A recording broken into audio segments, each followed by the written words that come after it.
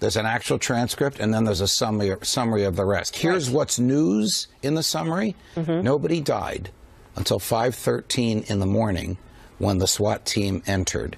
Prior to that, no one had been killed. The 53 that were injured and the 49 that were murdered all met their fates at the time of and during the police entry into the building. All right. This is absolutely stunning. The FBI document says nobody was shot and nobody was killed between the first exchange with police officers until the SWAT team entered at 5:13 a.m. So there are a number of questions here, gentlemen. How do we explain the survivors who were interviewed on television giving detailed descriptions of the shootings? How do we reconcile their eyewitness account with the FBI statement that nobody was shot and killed until the SWAT team arrived? Because somebody is lying. You cannot come to any other conclusion other than somebody is lying. I see three possibilities. Number one, the victims are not telling the truth. Nothing happened. There wasn't a shooting. The whole thing was a fake event.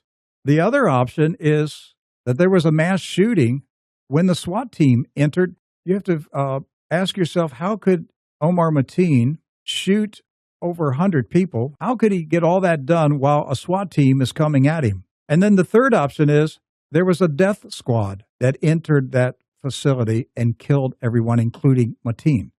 I don't like any one of those options. No. Somebody's got to explain why eyewitnesses, survivors say the shooting started at 2:02. Why does the FBI say nobody was shot and nobody was killed until 5:13 a.m.? Yesterday, they told us in the summary. This is in the very same document as the redaction. Right. Yesterday, they told us in the summary that no shots were fired between the initial encounter between the killer That's right. and two police that were there and the breach 5 hours and 12 minutes later. And from that, we reported that the killings occurred at the time of the breach. Correct. Last night, Megyn Kelly interviewed two survivors who said they spent 3 hours hovering on a bathroom floor bleeding from their gunshot wounds.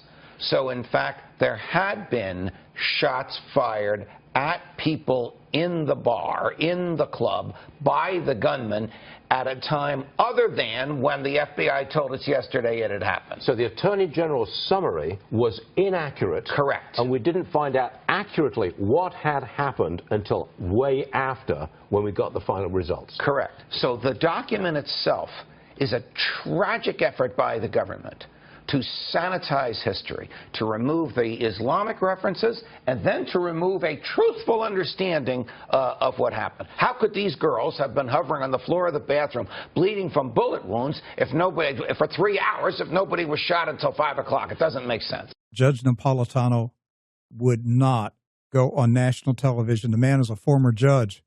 He would not go on national television and make an outrageous statement that could not be backed up. Either the FBI put out a false report or the FBI gave an accurate report and everybody else is lying. I don't know who is lying. There is a big stinking lie in this story. Somebody's lying, and it's not Judge Napolitano.